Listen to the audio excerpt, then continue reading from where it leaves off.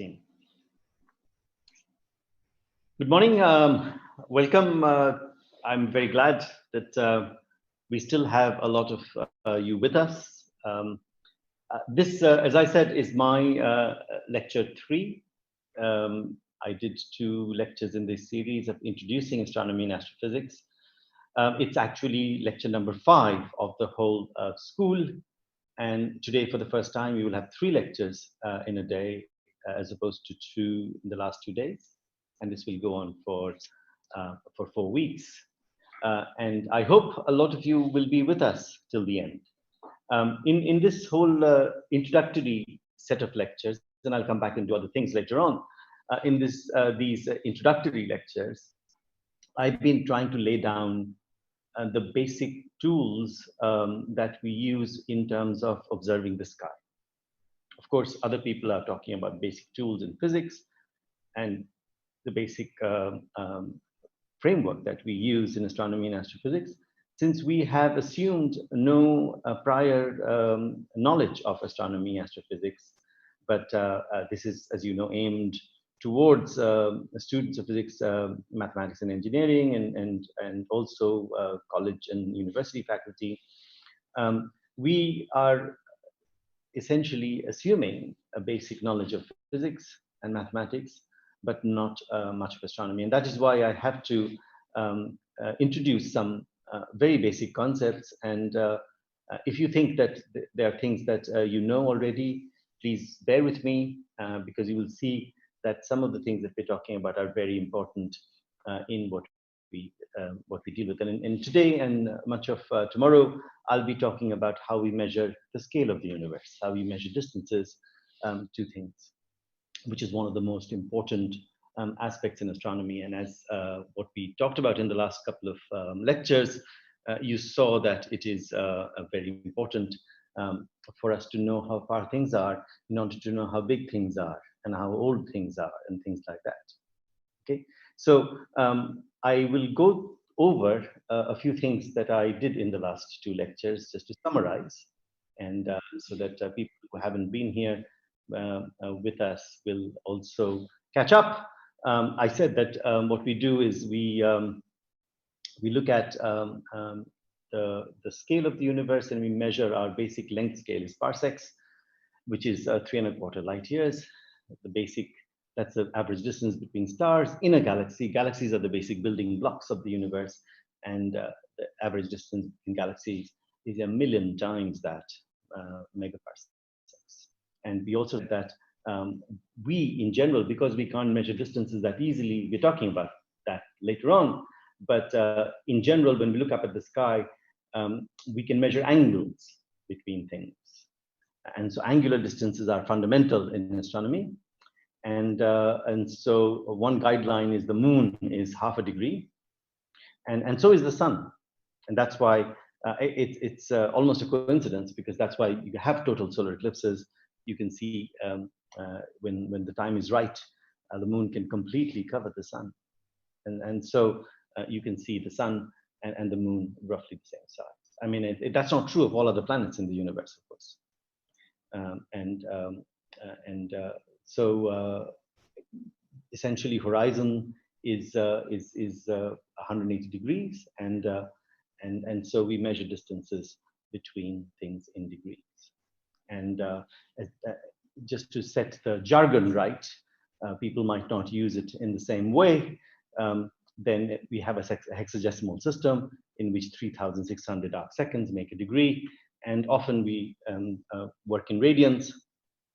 So pi radians is 180 degrees, and that means that you have that many arc seconds in a radian. Radian is dimensionless, and so to convert things between degrees and radians, just reminding you some things that you learned in school. I'm going through this very fast. Now, I talked about how angular sizes are important, and how there's the distinction between point objects and extended objects in the universe, right? Now, when I say point objects, stars are really point objects. And this is, I'm giving you an example. I mean, of course, you look at the sun and you don't think it's a point object. The sun is not a point object. The sun is near us. And it is half a degree in the sky. But as soon as you go to the nearest star, and I picked the second nearest star here, which is Proxima Centauri, the nearest star to the sun, and it's at a distance of just over a parsec, 4.2 light years, and it's smaller than the sun. But you just go doing this calculation, which I don't need to go into, you can see that its angular size turns out to be 1,000th of a second of arc. Now, this 1,000th of a second of arc means that it is very tiny, and this is the nearest star. Anything that's further away is going to be even smaller. But when we go and take a picture of Proxima Centauri, you can't do it from India, you have to go actually to the southern hemisphere, then you actually probably can do it from the southern tip of India, but it's very low in the sky. You will see that the size of this image is much larger. And this I explained yesterday, the fact that variable refraction in the atmosphere, because of the various layers of the atmosphere having various refractive indices, means that the star's light comes to us through various layers, and they're constantly changing over a time scale of a fraction of a second. And so the light that arrives at our camera, the photons from the same star fall in slightly different places. And if you take an extended exposure image, which you have to collect enough photons, then the image is blurred. And when the image is blurred, it can be, for example, if I'm sitting in a city like Pune, where the atmosphere above me is rather turbulent, I will get an image maybe of 3-4 seconds of arc, even though the actual angular size of the star is 1,000th of an arc second. If I am in the best telescope, site of the best telescope, I'm at the Keck, or I'm at in Chile in one of the Andean telescopes, this could go down to maybe 1/4 of a second of arc. Even that is much, much larger than the actual size of the star. And so stars are point objects. They're much smaller. And in principle, you can take that kind of resolution image from a space telescope, which is above the atmosphere, but then you have to build a camera which has a pixel size that small. And we haven't actually, none of the cameras we use go down to that kind of size. So this is one of the ground realities we have in terms of measuring things from the Earth. So a guideline is a second of arc. And this is going to become very important later on, even in this lecture. But all through our talking about astronomical measurement, you have to remember that we are, our resolution of image, or the minimum sizes, are measured in seconds of arc. Okay? And we also talked about how we are in a galaxy, and we are displaced from the center of the galaxy. And we are then looking through the screen of stars, and in certain areas of the sky, like when you look in this direction, we see the Milky Way and stuff like that. Okay? And we also made this calculation to see that we go around the, our solar system goes around the galaxy in a 1/20th of the age of the sun, which means we've gone around the galaxy many times. Okay, yeah, and I showed you this picture that that we essentially the entire sky turns around the pole star, right? So what I'm going to do is, then you can ask the question. So we have these stars in the sky, and we then join the dots and call them nice things, and we have stories connecting them. We have Orion the Hunter, we have Saptarishi, and then we have the Kritika, and we have all the various wonderful stories that have all filtered through our mythology. But then once you actually start looking closely at the stars, even the stars that make up the Orion constellation or the Saptarishi, the Big Dipper, they are not really connected with each other, because they they're in projection very near each other. But once you measure the distances, they are very far away from each other. In 3D, they're not even connected. So connect the dots happens essentially in 2D, And it's very important to know what these stars are and where they are in the in the universe. And this debate raged all through astronomy, and whether the universe is billions of years old or millions of years old, or or thousands of years old, was not known. And these are connected to the size of the universe. In fact, Newton wrote a very big book, a very fat book, more than 1,000 pages, on the origin of the universe, in which he tried to establish the universe is 4,000 years old. Even Newton believed that. So, and this came from religious arguments, and not really scientific arguments. Even Galileo believed the universe was a few thousand years old. So, going from that, and if you look at the Indian tradition, in the Indian tradition, the sense of time is much longer, and we've always believed that the universe is much longer in age. But that's also based on, not really what we now call scientific arguments. It's a question of belief. But then, when did we start actually measuring the size of the universe and the distances, etc.? In the mid 19th century, when Darwin came up with his theory of evolution, he was told, no, this can't work, because to have your organisms evolve through natural selection and mutations, you will take millions of years. And the universe is only a few thousand years old. So you really can't have these things, life evolve like this. But very soon, through geological studies and through cosmological studies, we've realized the universe and the Earth much, much longer age. Geologists realized through various dating processes that the Earth is a few billion years old. As I said yesterday, it's 4.5 billion years old. And by the 1930s, we finally realized that the universe is also a few billion years old. Yeah, and of course it is older than the Earth and the Sun, and so all those things started falling together. 1930s, less than 100 years old. This concept, and so so this is the story that we are going to talk about now. And to do that, we need to know how far away things are. This year we are celebrating the centenary of a debate called the Shapley-Curtis debate, which happened in 1920 at the National Academy of Sciences, where the main debate between the two biggest, two of the biggest astronomers in America was on this topic. And one thought that the whole universe is full of stars and it's one single unit, and the other thought, no, there are these units which later were called galaxies that are spread all over the universe. And in this debate, people were very confused about whether the size of the universe is millions of light years or billions of light years, right? And so, and then slowly through some measurements, and these are the measurements that we'll talk about, that we start knowing how how the universe is, how big the universe is, and how old the universe is. They all follow, they are all connected. So in order to do that, we need a basic concept called standard candles.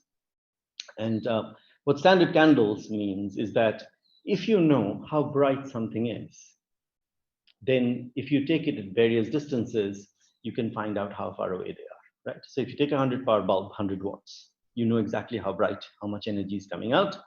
You then take it, a kilometer away and try to measure how much light is coming from it with a photometer. And then if you measure that amount of light and you make corrections for how much is it fades as it goes away from you, then you realize that light falls off as 1/r², and then you can find out exactly how far away it is, because that r is in that 1/r² factor, right?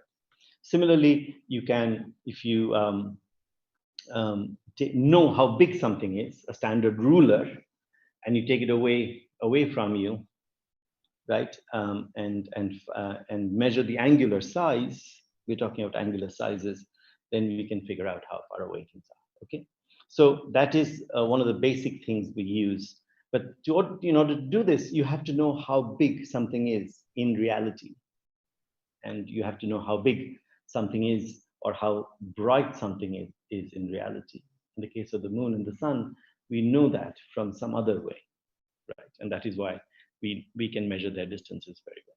So to know this, we have to build a ladder, and this is called the distance ladder, the cosmological distance ladder.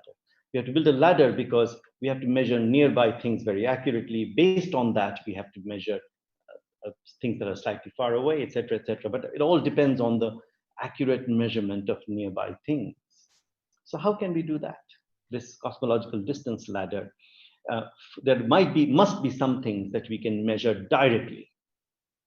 That is the beginning of the ladder here.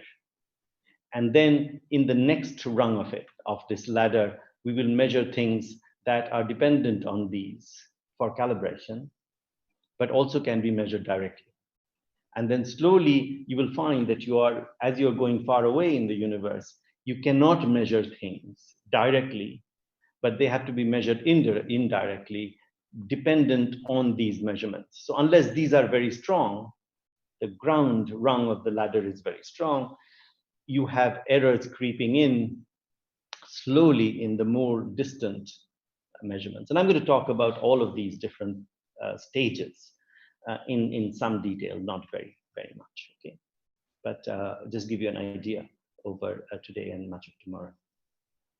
So that's your cosmological distance ladder. We'll start talking about what we do very nearby. And this, of course, is not 100-year-old technology. The nearest distance direct measures are very near. Things that are doing now, and that's why our distance ladder has become pretty strong now. So we have some geometric methods, and we have some standard candle methods, as I talked about later on, and that's how we progress. But before that, we have to find out how big the Earth is itself. That sets a scale, right? So, for example, now in many of the places that you will find that on one of these days, there will be zero shadow day, as the day on which the sun is directly above you. And this happens if you are in between the tropics. So for example, in Pune, where I am now, yesterday at 12:30 was zero shadow hour. Happens twice during the year.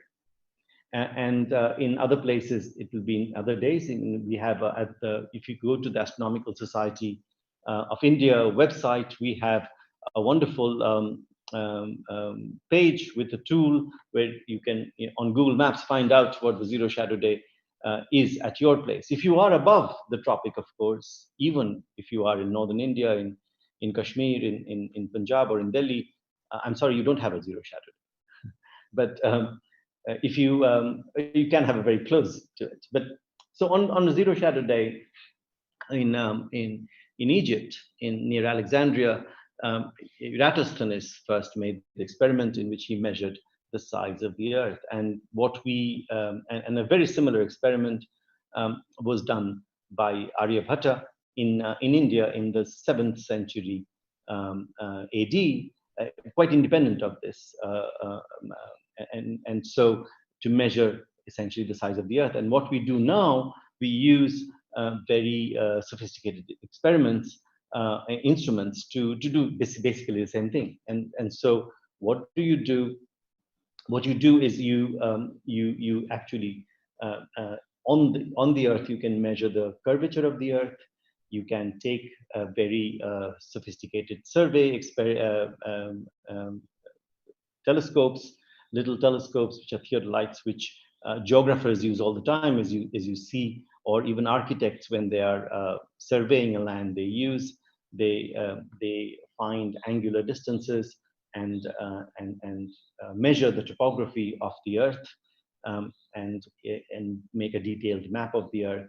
And you can actually measure from your neighborhood. You can measure small distances, and then you can make a detailed map and find the size of the Earth as we know it. But the way, for example, Eratosthenes did was he looked at at exactly the time when the sun was overhead. He looked at a place where he noted the time where a vertical stick had no shadow, and he had somebody else at a town a few hundred kilometers away look at the length of the shadow at exactly the same time, and then from a simple geometry he could figure out from the length of the shadow, because he knew the distance between the two towns. They had measured it by walking from one distance to another, but and with a standard kind of walk. So it's not very accurate, but they measured the distance between the two towns, and then simple geometry figured out how far away these two towns are, and from the length of the shadow figured out if the Earth is a sphere, how big the sphere would be. It came to a very, very accurate answer. We now can do it. We've done this with a network of school students all over in schools using a very accurate clocks over the internet to do simultaneous measurements of the lengths of shadows at the same time, and do the same experiment. But of course, in those days, communication was not very good, but people did this. So the size of the Earth is very important, because then with the size of the Earth, that sets a length scale, and you measure things with in respect of these sizes. So one of the things that you can do next is to find the distance between the Earth and the Moon. Now you can do this directly too. So you can do this directly because you can have, and we have this now, we have laser rangers. We have lasers that we can fire towards the Moon. And many of you might not know this, but the Apollo missions left all these lovely little mirrors on the Moon. They are here, here, here, here, here, and these are these places in the Moon have these laser mirrors for laser ranging, and the Russians left them as well. And so what happens is that we have laser ranging telescopes where a laser is fired, and then they hit one of these sets of mirrors, and they come back, and the time delay is recorded between them. And we of course know lasers travel at the speed of light, and we can measure the distance of the Moon very, very accurately, right? So there are 2 of these which are Soviet systems, and 3 of these that are NASA systems. And in fact, if our Chandrayaan-2 lander, Vikram lander, had landed, it was, as you know, destroyed, we would have had another of these on the Moon last year, which was actually built by NASA, but was being carried by Vikram to another place. As you know, we were planning to land near the southern pole of the Moon, so it would have been somewhere here, at about a latitude of 70 degrees, 20 degrees away from the south pole of the Moon. We would have put one there. And so these things are very, very accurate, and this is why we know the orbit of the Moon. Of course, it's changing with time, and this is done every day. And so on a daily basis, we know the orbit of the Moon very, very clearly. But also, we know the distance. Now, this distance between the Earth and the Moon sets then a scale which we know very accurately. And then you can measure things with respect to this distance, right? Now, we can do this to other planets. So, for example, we can send a radar signal, a very strong high-frequency radio signal, and bounce it off other planets. This we do it to Venus very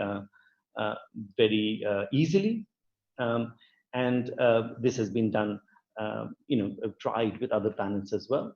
So now what we do is, we know the distance to Venus.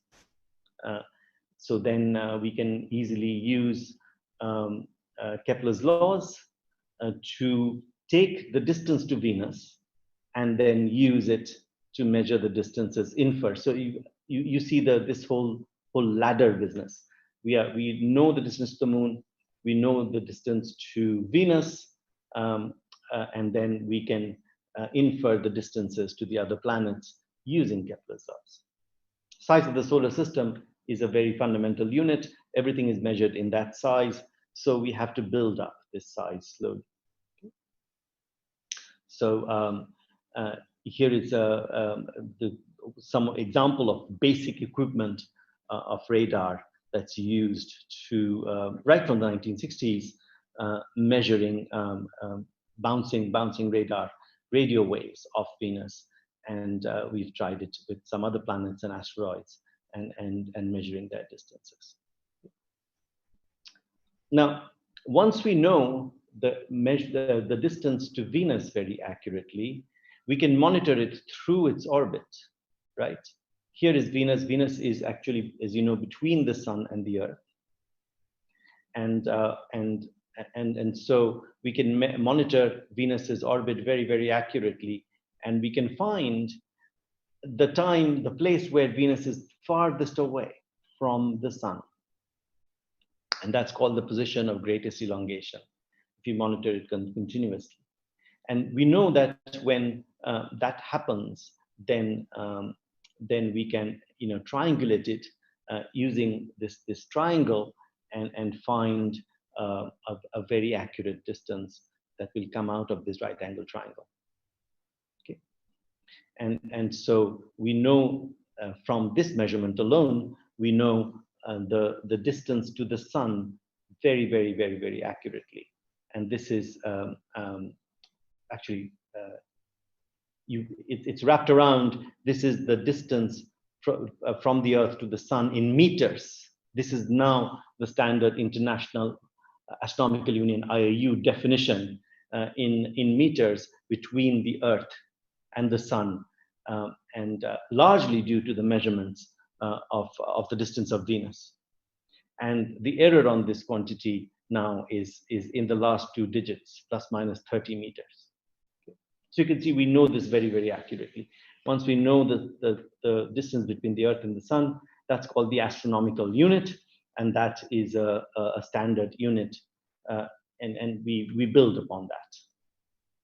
And then using Kepler's laws from the periods of each of the planets, and we also know their eccentricities very, very well. Most planets are on almost circular orbits.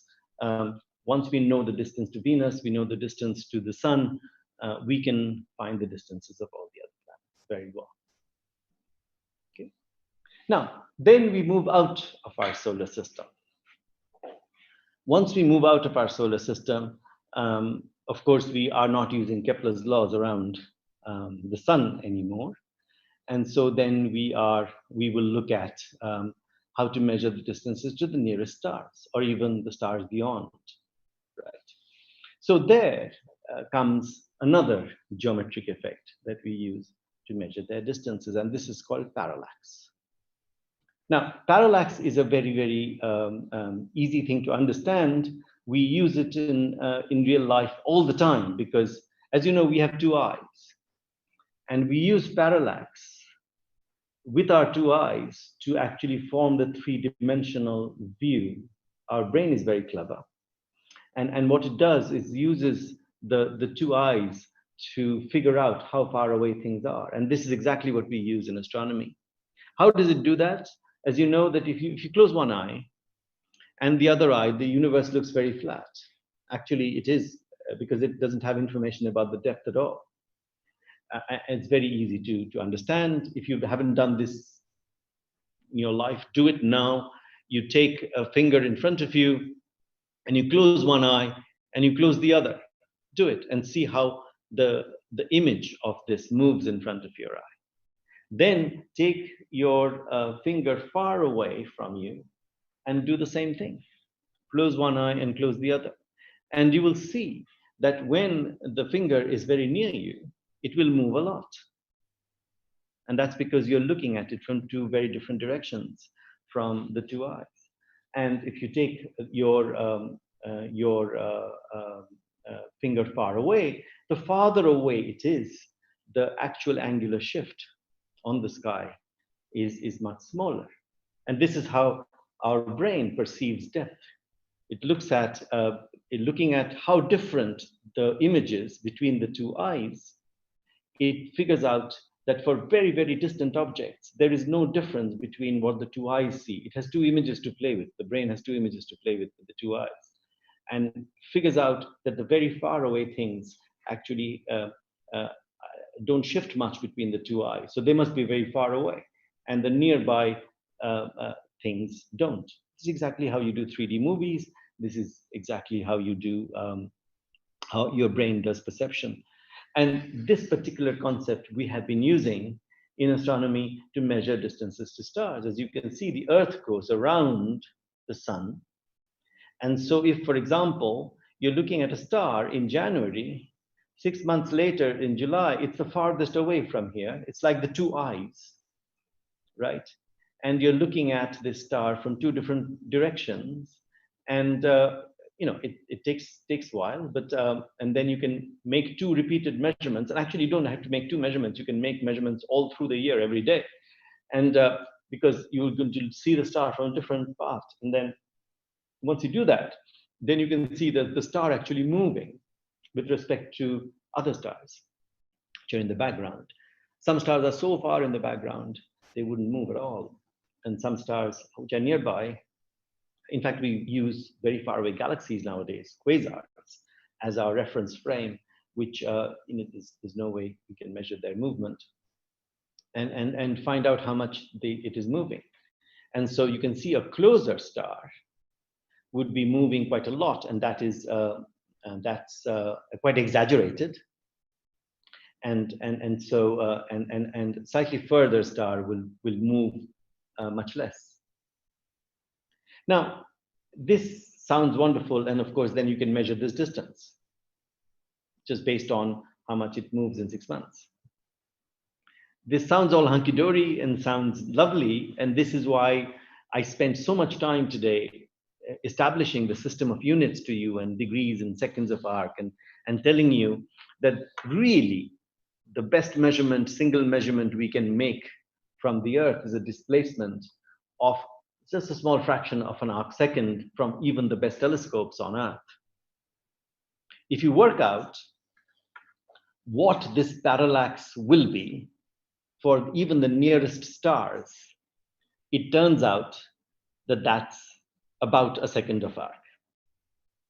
This is why we call parsec. I told you that the basic unit of distance in astronomy is called a parsec, and it's 3¼ light years. And I told you at the beginning that I'll tell you soon why we use it. A parsec is the distance at which a star has a parallax of 1 arc second, right? So here you are. This is the parallax, which is the measurement between two views of it 6 months apart. And that is 1 second of arc for a star that is 1 parsec away. Now, I told you that the nearest star to us, Proxima Centauri, is 4.2 light years away, and that's about 1.3 or so parsecs. So its parallax is less than 1 second of arc. So you can see how difficult it is to measure these things. I told you that there is no way I can, from a single measurement, sitting in Pune using a normal telescope, measure something that's smaller than 1 second of arc. Even with the best telescopes in the world, to do that, you will struggle. So that's the whole thing. 1 arc second, 1 parsec away gives you, and because the Earth is 1 AU away from the sun, you can see how crucial this measurement is that I just said. We have to know that. We have to know how far the Earth is away from the sun. And then you can actually, from this triangle, find out exactly how far that star is given 1 parsec. So measuring parallax is difficult. You can see that January to July, these stars have moved. They're very, very small. All parallaxes, by definition then, because the nearest star has a parallax that's less than an arc second. So all parallaxes for all stars in the galaxy are smaller than 1 arc second. And the atmosphere blurs the image to about an arc second, or even worse in cities. And in the places where the best telescopes are, it's just maybe a small fraction of an arc second. The best seeing that I have ever observed in was a quarter of an arc second or so, and that's in Hawaii, for example. And that's one of the, you don't use it to measure parallaxes. Now, you can do better. And this is why, even before we went to space, we have measured parallaxes from the Earth down to about 100th of an arc second. And those of you who are physics, mathematics, statistics students, engineering students, know that in our lab, we do this. We try to measure repeatedly the same thing over and over again, and that increases the accuracy of our measurement. And by repeated measurement, we can get a better and better and better value, but we are aware of the margin of error. And it can't get infinitely better, of course, because by measuring n times, your error increases only, improves only by a factor of the square root of n. And so you can measure things repeatedly. Now, I told you that in astronomy, we can't often repeat an experiment because we can't change what the universe is like. But this kind of a measurement we can repeat, right? You can measure the same position of the star if it doesn't move, of course. There are stars that are moving very fast. And so if you want next year to measure the same star and 6 months later measure the same star, it could have moved, right?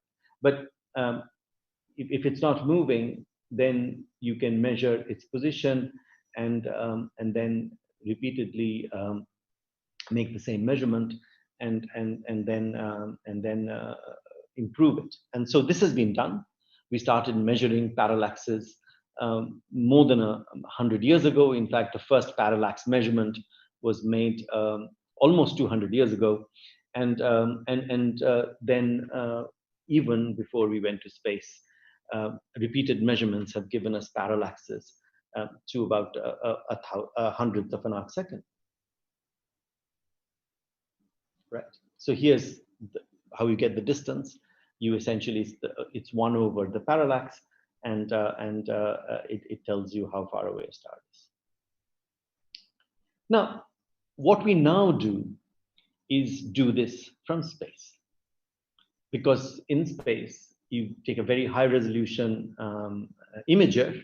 Even then, we can't really go down to the actual angular size, but we can go very close of a star, because in our digital detectors, the CCD detectors, the pixels will be a few microns across, and those microns, if you put in with a telescope on a satellite at its focal plane, the plate scale of those few microns is going to be maybe now the best, at best it's about a 50th of a second of arc, and so, but that's much better than because there is no atmosphere to blur the image, so you can measure these things.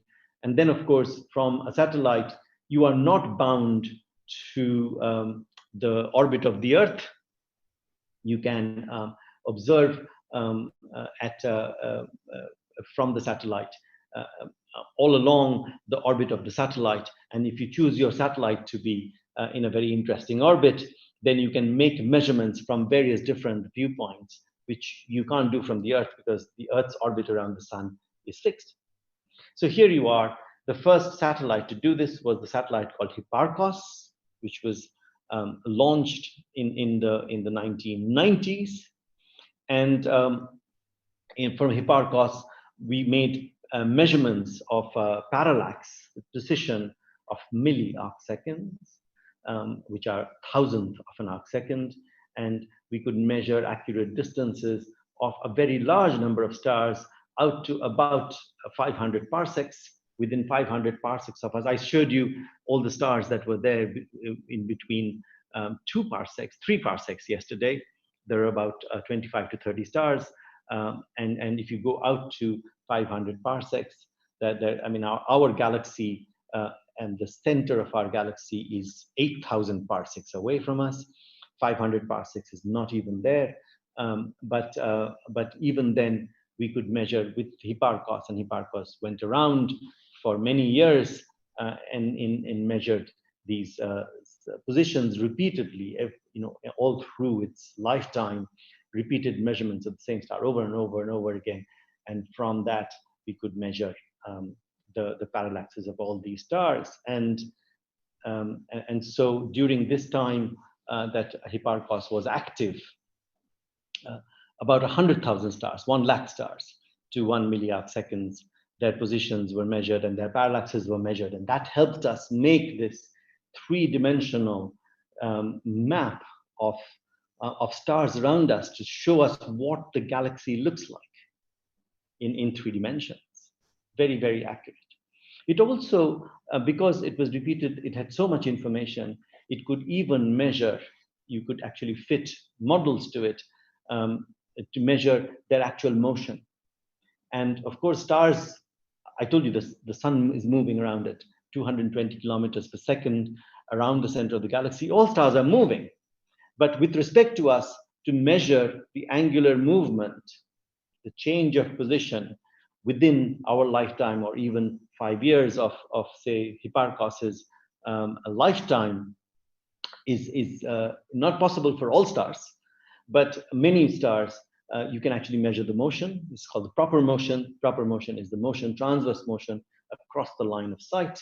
And that also was measured for all these stars. And many of them you can't measure because it's too small. But if it could be measured, it was measured. And that gives us some way of the motion of all the stars in the galaxy as well. So that was very early on, the first great attempt from space. I, of course, haven't talked about what has happened in the last 4 years, and that's Gaia. Gaia has changed this entire field completely. Gaia was launched in 2013, and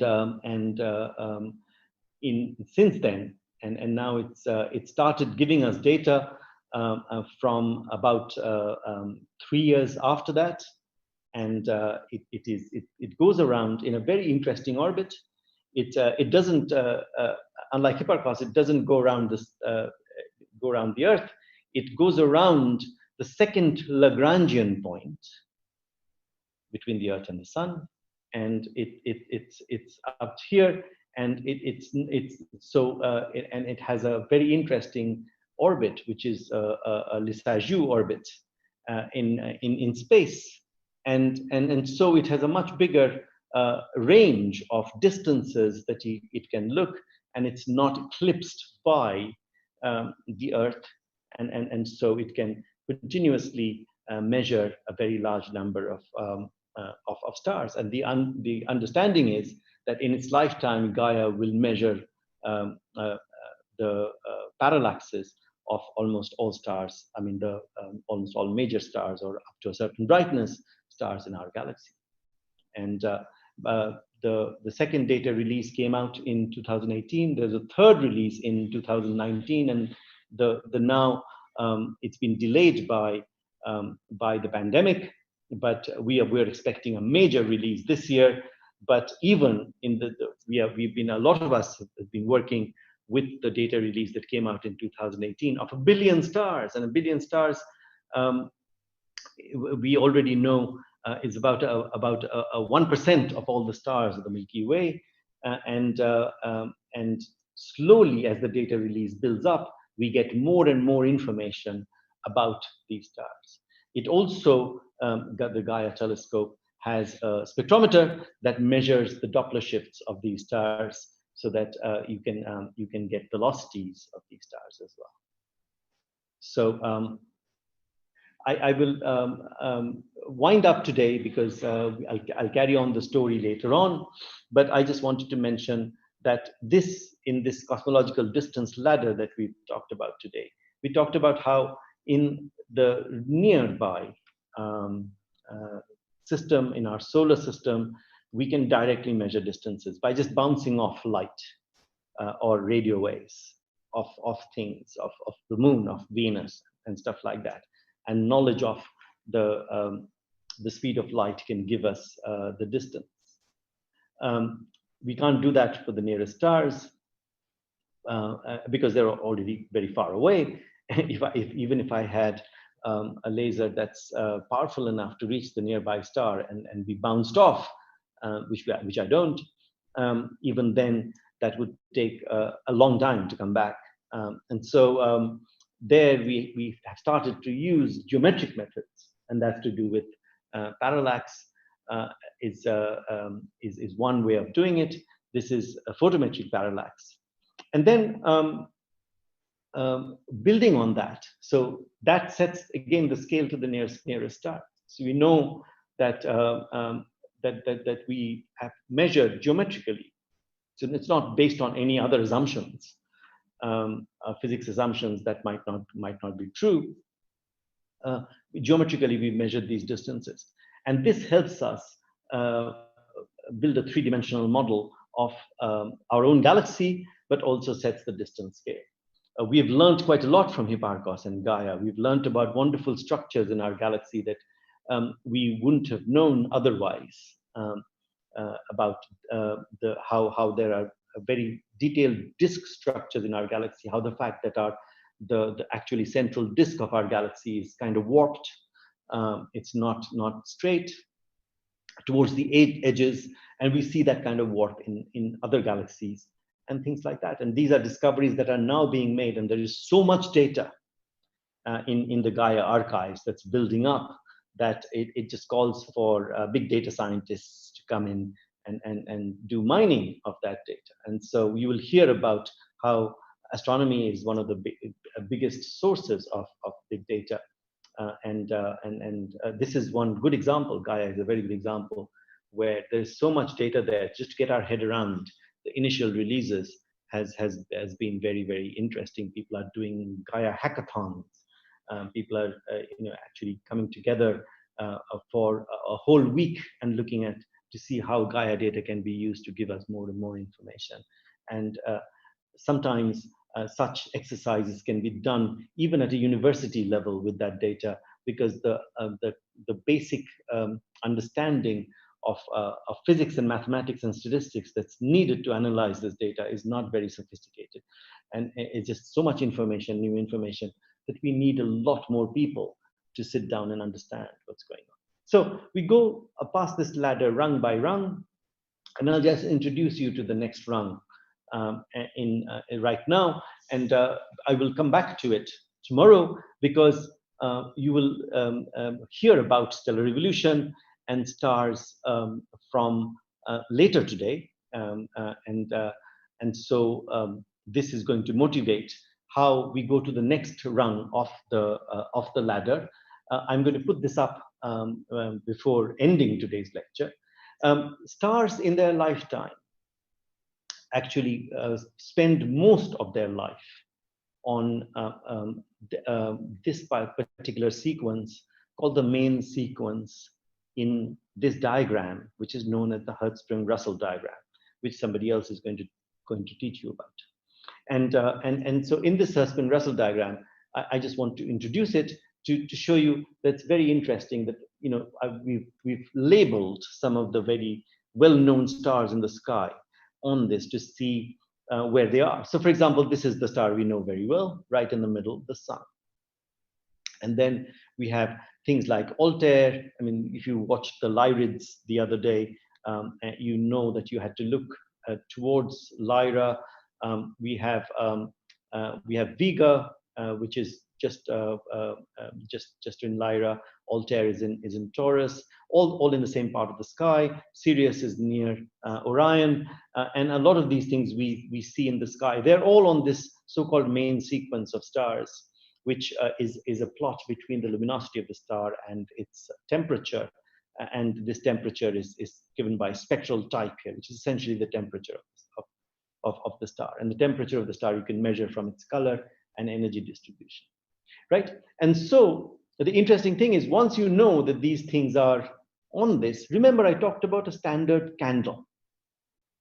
And a standard candle means that you have to know how luminous a star is. So if you see a diagram like this, and you know that if you can measure the color and temperature of a star, then you know its luminosity. And then you know how many watts comes out of the star in terms of a 100-watt bulb or whatever, right? And then by measuring how bright it is apparent to you, you can know its distance. So you need to know a primary quantity, how big something is or how bright something is, and then you can tell its distance. And so if there's a different way from which, a distance independent way of which you can measure something's luminosity, you can say how big, how far away it is. And this is where I will start tomorrow. Okay, I'll stop here. Thank you very much for listening. I'm now looking for questions.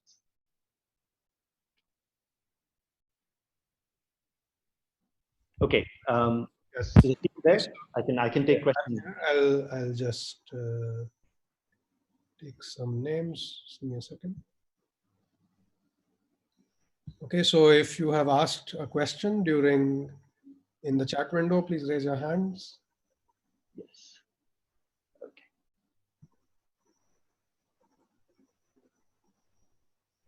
There were many questions today.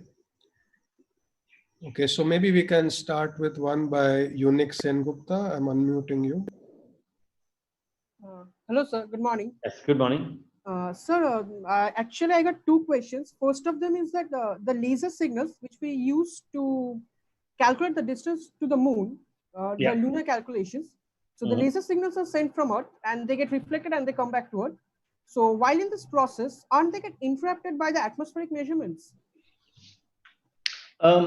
Well, we understand the atmosphere very well.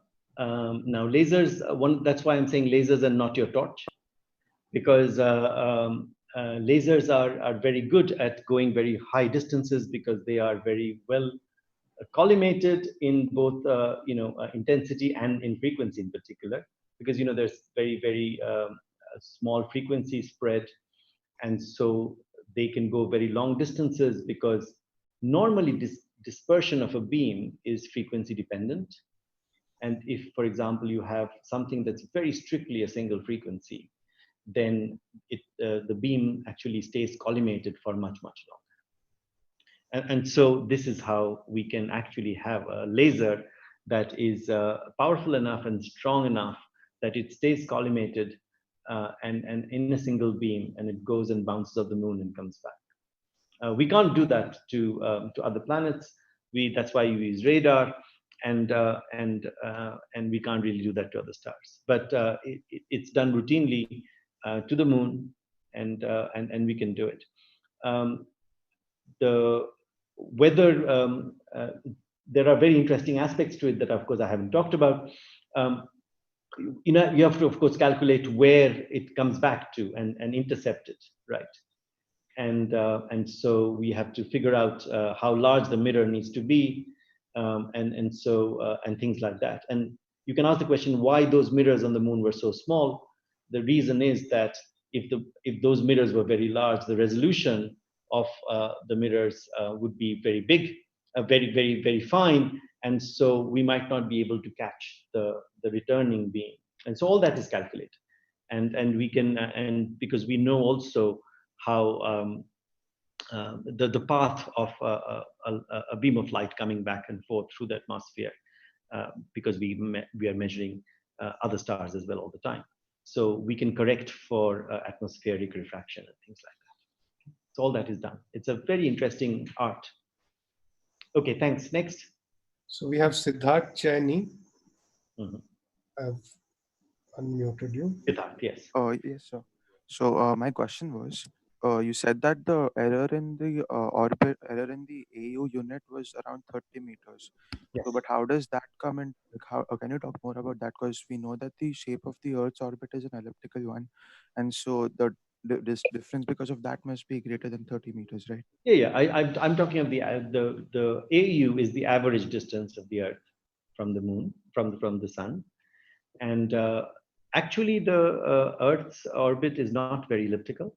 Its eccentricity is very close to 1, and so the difference between the Earth's distance from the sun varies not much between its closest distance to the farthest distance. That's not what gives you the difference between summer and winter, for example. It's more than 30 meters, of course.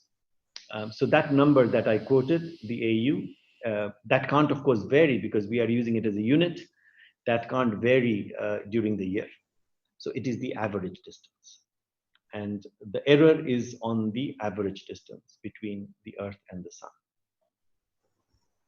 Next question. Okay, so we have a question from Venika Ganjir, who has said that her mic is not working, so I'll just read it out. What is the basis for choosing the standard star for measuring parallax? Standard star. I did not say that, did I? What I did was I said that I gave you an example of Proxima Centauri, which is the nearest star, because that will give you the highest parallax. Then I said we've measured from the Earth many thousands of stars' parallax.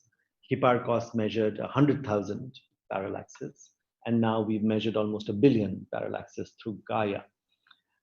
There are no standard stars there. There are, of course, some stars which, even amongst those 100,000 stars, which would actually be used as quote-unquote standards, because, as I said, some stars have large proper motions. They move across the sky. We know that. And so we can't, for example, use those to measure parallaxes if it's from repeated measurements of positions and things like that. So, of course, there will be some things that we know are have so little movement across the sky that it's beyond our measurement. So they are essentially static. Actually, they are not stars. Most of the things we use as these standards are very far away quasars, which also are point-like objects because they're so far away. They're actually galaxies, but they're very far away. And we use these to actually anchor the background so that we would measure the positions of stars in the sky with respect to these. And we know that these things will never move because even to move the amount that we can measure, it will take thousands or millions of years, which we don't have. Right? So in that way, I think you talked about standards. Standards are things that don't move. They're the backdrop. And they in our case now, the measurement is so accurate that those things have to be done through faraway galaxies, not really stars in our galaxy, which are moving. Okay. Yeah, I think several people had questions along these lines of what happens if the background stars move, then how do we know that our parallax measurements are accurate? But I think you've just answered that question, so I won't take any more along those lines. We have one question by Parvati Ravindranath. I'm unmuting you. Please go ahead. Please unmute yourself. Parvati, yes. Sir, good morning. Good morning. My question is that why does we choose Venus to use to do the radar echo measurements? Because Mercury is the closest planet to Earth, to Sun. So why does Venus is more important? No, Venus is the closest planet to us. I'm not going on the sun, right? Okay, so Venus, closest planet to Earth, is considered for radar echo measurements. That's In right. order to find the distance between Sun and Earth. Yeah, so you saw how I did that. What happened was that Venus is the closest to us, but it's also going around the sun. It is going around the sun, and we are going around the sun, right? And because Venus is closer to the sun, it is going faster, and it takes a shorter period of time to go around the sun, and we are outside its orbit. And so we can monitor its distance by bouncing something off it. Mercury is very far away from us. It's near the sun, but Venus is closer to us, and we can actually do this radar ranging on Venus. And as it's going around, we can measure its distance in various orbits. And from when it's farthest away from the sun, when we are looking at it, we know that we'll get a right angle triangle, and we can measure its distance from it in the geometric way that I showed you. Go on the web and look at some references and to convince yourself. Okay, thank you. Next one. We have one question from Shrija R. Yes. Go ahead. Good morning, sir. Sir, it was said that the Gaia chose to have Lissaj's orbit. Why a mission is chose to have a particular orbit means Yeah. how is it? How is that decided that it should have a particular orbit or something like that? The thing is, you know, if you looked at the picture that I showed you of parallax measurement from the Earth, the fact that Earth goes around the Sun in a circular or elliptical orbit means that from us, our position, the parallax orbit of the star is also a circle or an ellipse or a small thing, right? And so it limits the number of measurements we can make, and because it's in a certain curve. Now, if our orbit is complicated, then what we can do is we can make many different measurements of the star's position over an area, and you can fill that area, right? And so many more independent measurements are possible. And we make an accurate measurement by increasing the number of independent measurements, right? So if we can, a Lissajous orbit means that the actual position of the star can also be measured at very different positions, not just on a curve, on a circle, right? And so you can make many independent measurements of the star, and this is why a complicated orbit is possible, and it's very interesting. This is possible because we have put this satellite at one of the Lagrangian points and not here in orbit of the Earth, which would be very, very difficult to have a complicated orbit around the Earth. Okay, shall we move to one of the YouTube questions? Yes, I was about to suggest that. So I can see the YouTube questions just quickly. Let me pick one of them. Yes. I have Ritika Sethi asked here, in case of the standard candles, how do we know how much power a particular star emits? Now that's the crux of the question, Ritika. This is exactly what I was talking about. That's what a standard candle is. You have to, so you pick a star for which you know how the luminosity, what its luminosity is. And wait for tomorrow's lecture, because I'm going to give you examples of various kinds of stars where the actual luminosity can be measured based on something that we can measure. So they're related. I gave you an example today. For example, you can measure the spectrum of a star, and from its spectrum, we can measure its temperature from the Planck law. And the temperature tells you if it's a main sequence star, what its luminosity is from that diagram, the Hertzsprung-Russell diagram. And so that gives you the actual brightness. There are other stars which are variable stars, which I'll talk about tomorrow, where by measuring the period of variation, for example, you know exactly what the luminosity is. And so that's how you get the standard candle, right? And then once you know what that luminosity is, by measuring how much light you're getting from it, you can measure the distance. Okay. Asim, are there any other questions from the raised hands? I don't think so. I think we can. I think you've addressed most of them. I can go back to another question from then the YouTube questions that I saw, and they're